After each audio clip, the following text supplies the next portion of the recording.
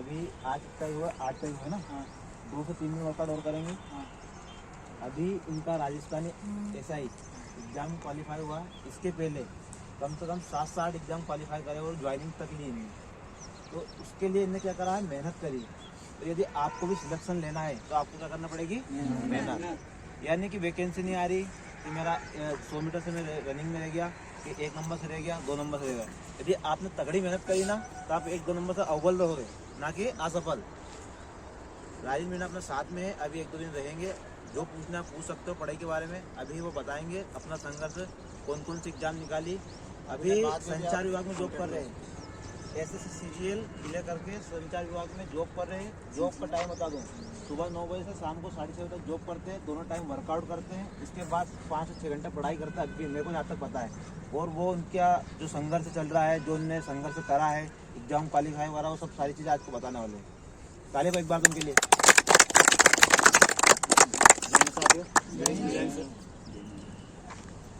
आपकी अभी तो एज बहुत कम है, तो आप में वो जुनून भी है जो आप कुछ कर सकते हो लाइफ में। तो आप जिसकी भी तैयारी कर रहे हो, एक टारगेट लेके चलो, और टारगेट को मतलब एक पूरे टारगेट को बांट लो टाइम में। भाई इतना कोर्स है अपना, इसको डे बाय डे इतना इतना कवर करना है, और इतने टाइम में अपन को कवर करना है। अगर लाइफ में कुछ करना है तो मतलब वर्क डिवाइडेशन होना चाहिए प्रॉपर। और जैसे आपका वर्क डिवाइडेशन होगा ना, आप में आत्मविश्वास ऑटोमेटिक जागृत हो जाएगा, और आप जैसे ग्रो करते जाएंगे आगे, और आपको कोई रोक भी नहीं सकता।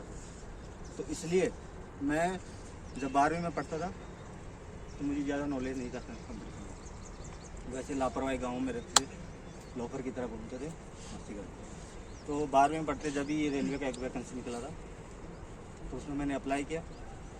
अप्लाई करने के बाद मेरा जॉब लग गया उसमें, और मेरा फर्स्ट पोस्टिंग दिल्ली में मिली, दिल्ली में करने लगा।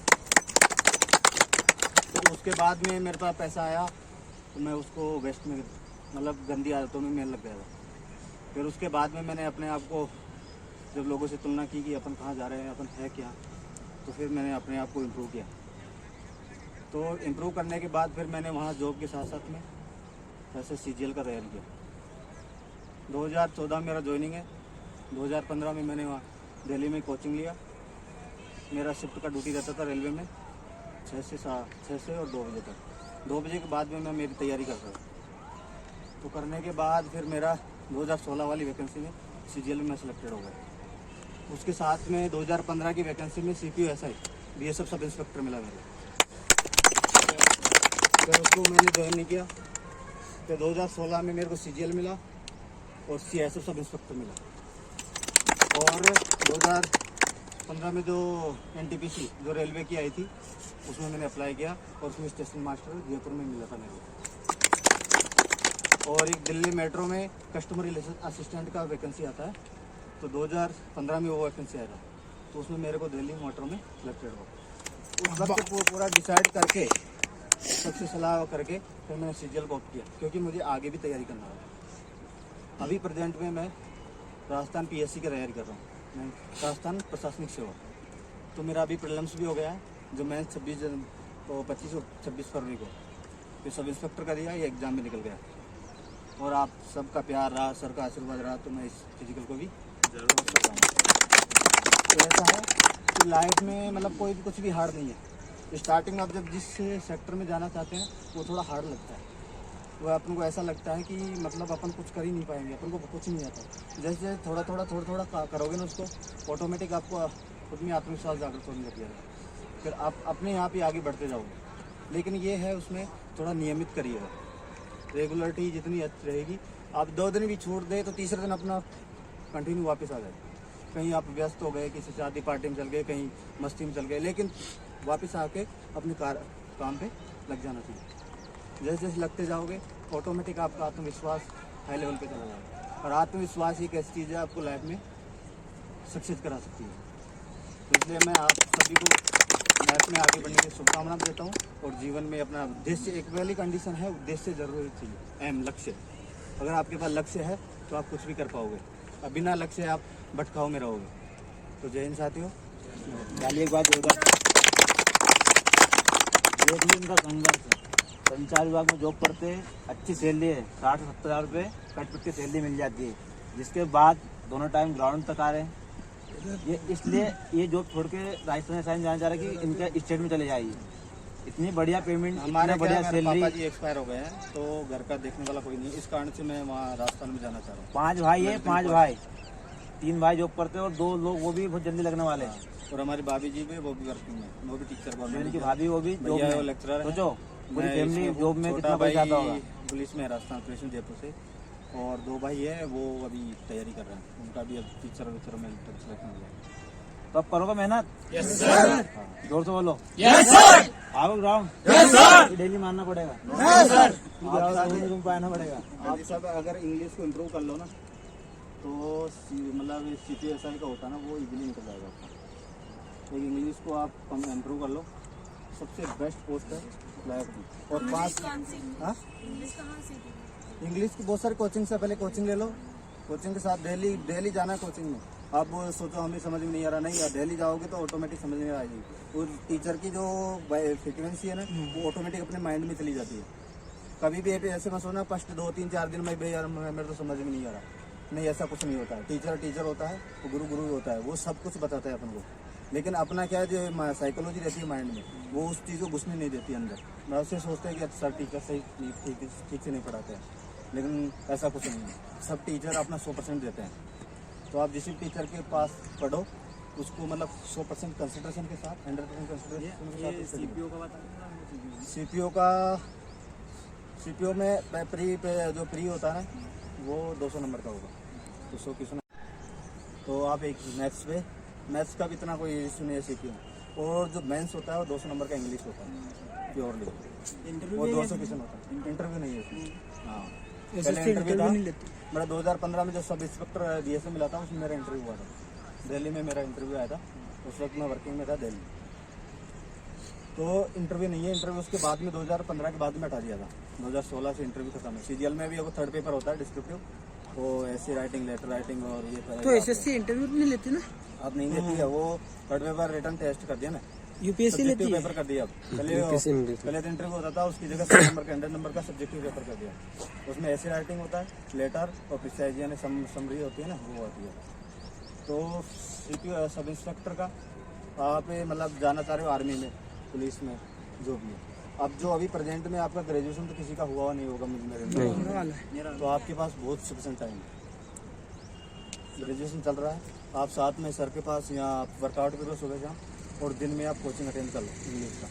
हाँ सही। देखो सुबह शाम वर्कआउट करने के बाद भी तुम पढ़ सकते हो, बहुत टाइम लगता है तुम्हारे पास। देखो डेढ़ क्या से 2 घंटा आपने वर्कआउट बहुत होता है। कुछ इतना एक्सरसाइज कर लिया कि आपको बॉडी को अब एहसास नहीं होता कि हमने कुछ मेहनत किया। और रनिंग से थकान सिर्फ 15-20 दिन है, तो इसके बाद ये नहीं कि तुम वर्कआउट करो डेली थकान देगी, ये बस सिर्फ 15-20 दिन अब ये स्टार्टिंग लगा लो, मैं यहाँ से जाने के बाद 2 या 3 घंटे निकालता हूँ पढ़ाई के लिए। यहाँ से मैं 8, साढ़े 8, 9 बजे जाता हूँ, 8:30, 9 बजे उधर होटल पे खाना वाना खा के घूम पे जाता हूँ, फिर थोड़ा रिलैक्स होकर बॉडी को फिर पढ़ता हूँ। 2 घंटे तो कम से कम पढ़ता हूँ शाम को। मॉर्निंग में 3-4 बजे उठ जाता हूँ, 1 या 2 घंटे सुबह निकालता हूँ, फिर इधर फील्ड में आ जाता हूँ। वहाँ पर फिर यहाँ से 9 बजे तक पहुँचता हूँ, तो नहा धो के 10 बजे से 10, साढ़े 10 तक मैं ऑफिस निकल जाता हूँ। तो ऑफिस में 1-8 घंटे मैं निकाल लेता हूँ, कोशिश कर सिस्टम पे पढ़ लेते हैं बैठे बैठे। तो ऐसा करके आप कभी भी मौका मिले ना आपको, कभी भी मौका मिले आपको स्टडी से रिलेटेड सीखो। बहुत सारी यूट्यूब पे वो है वीडियोज है, डेली करंट अफेयर्स है, उसको देखो। करंट अफेयर्स एक ऐसा सेक्शन है कि आपको सारा जो GS आता है ना, CGL, SSC और GD में, वो सारा कवर करवा देता है आपको। उसमें क्या होता है, अगर आज जो इवेंट कोई घटना हुई, इंसिडेंट हुई, तो उसको करंट में बताया जाता है, ये उससे लिंक बता देता है। तो हिस्ट्री का भी अपन को मालूम हो जाता है, जो जोग्राफिकल भी अपन को मालूम हो जाता है, भाई ये घटना कहाँ पे हुई, तो वो घटना वो है कहाँ, मतलब मैप में देखी आप साथ साथ में। जैसे आपको लोकेशन कोई इंसिडेंट हुआ, उसके बारे में आपको जाननी है, तो आप मैप भी रखो। एक मैप का भी नॉलेज होना चाहिए अपने इंडिया का और वर्ल्ड का। तो उसको मतलब उसमें तुरंत ट्रैक कीजिए अपने मैप में, भाई ये सिटी है या ये माउंटेन है या प्लेन है या प्लेट्यू, जो पठार जो भी है उसको ट्रैक करो तुरंत, भाई ये यहाँ पे। तो आपका मतलब धीरे धीरे GS का लेवल ऑटोमेटिक इंप्रूव हो जाएगा। आपको ज़्यादा मतलब मेहनत करने की जरूरत नहीं पड़ेगी, क्योंकि ये मतलब आप जो जिस फील्ड में जाना चाह रहे हो वहाँ इतना GS का वो नहीं है। वहाँ आपको थोड़ा सा मैथमेटिक्स का नॉलेज हो, रीजनिंग का नॉलेज हो, और जैसे करंट अफेयर वाला सेक्शन अगर आप ठीक से देखते हो तो आपका लगभग पूरा जीएस से मतलब 60-70% जीएस कवर हो जाता है। वो 30% के लिए आपको बहुत सारी चीज़ें पढ़नी पड़ती है। तो आप अगर 70% इधर कर दो और थोड़ा मैथ अच्छा कर लो, रीजनिंग अच्छा कर लो, तो आपका ओवरऑल सिलेक्शन हो जाता है। मैंने पहले जीएस के लिए कुछ नहीं पढ़ा था, सीजीएल तक मैंने रेलवे तक बिना जीएस पढ़े निकाली है, 1 वीक के करंट अफेयर्स के बेस पर। मैं जो प्रतियोगिता दर्पण आती थी वो लाता था मंथली, बस उसी को स्टडी करता था, उसके अलावा कुछ नहीं। मुझको न्यूज़पेपर भी मैंने नहीं पढ़ा कभी, क्योंकि न्यूज़पेपर में 2-3 घंटे जाएंगे, अपन को वो चीज़ें देखनी पड़ेगी कौन सा अपने रिलेवेंस है, कौन सा नहीं है, प्रासंगिक है, तो उससे कोई नहीं। आप एक मंथली करंट अफेयर्स लाओ, रखो, उसको पढ़ते रहो। एक महीने में इजीली आप 100-101 पेज आते होंगे उसमें, उसको इजीली आप 2-3 पेज डेली पढ़ोगे तो इजीली न्यूज़ का कवर कर जाओगे। और उसमें क्या होता है, प्रतियोगिता दर्पण के नीचे मतलब उसका हिस्टोरिकल, जियोग्राफिकल सारे सेक्शन को कवर कर किया होता है उसमें। तो ये आपका मतलब करंट अफेयर्स पोर्सन ही एक है, आपको मतलब जीएस का ओवरऑल कवर। वोकैबुलरी तो मैंने देखो रट के करी है। स्टार्टिंग में मेरा देखिए, मेरा एजुकेशन संस्कृत से है, मैं शास्त्री का रहती हूँ। मेरे से ना तो इंग्लिश से मैं टच था, ना मैथमेटिक्स से कुछ नहीं था, ना मैं जीएस की मेरा कोई लिंक नहीं था। फिर भी वो मैंने फिर वो बाद में इंग्लिश को स्टार्टिंग में देखा तो मेरे को एक थोड़ा लगा यार ये अपन कैसे कर पाएंगे, लेकिन वो अंदर जुनून था। स्टार्टिंग से थोड़ा कॉन्फिडेंस हो गया था, मतलब वो रेलवे में हो गया, 1-2 वैकेंसी होता फिर तो कॉन्फिडेंस ही अपने आप को मेरे को इम्प्रूव करता गया। एक कॉन्फिडेंस है जो आपको मतलब खींच देगा, लेकिन वो बस इतना है कंटिन्यूटी, रेगुलरिटी रहनी चाहिए, उसके टच में रहो। इंग्लिश है, इंग्लिश से डरो मतलब डरो, कभी कभी डर भी होता है, इनियस फील होता है यार अपन को पता नहीं होगा नहीं होगा, लेकिन फिर भी उसको दूसरे दिन अगर आज हो रहा है तो दूसरे दिन वापस अपने आप को इम्प्रूव करके उसमें टच हो जुनून के साथ में, तो अपने आप हो जाती है। इंग्लिश कोई ज़्यादा हो रहा नहीं, तो बहुत सारी वो क्लासेज भी चल रही है आजकल, तो मतलब वो वोकैबुलरी इंप्रूवमेंट के लिए, तो वो अटेंड कर लो। वो अलग अलग डायमेंशन से, अलग अलग तरीक़ों से, वो मतलब न्यूमेरिक्स बोलते हैं उसको, उससे कई चीज़ों लिंक करके मीनिंग याद करवाते हैं, तो वो देख लो।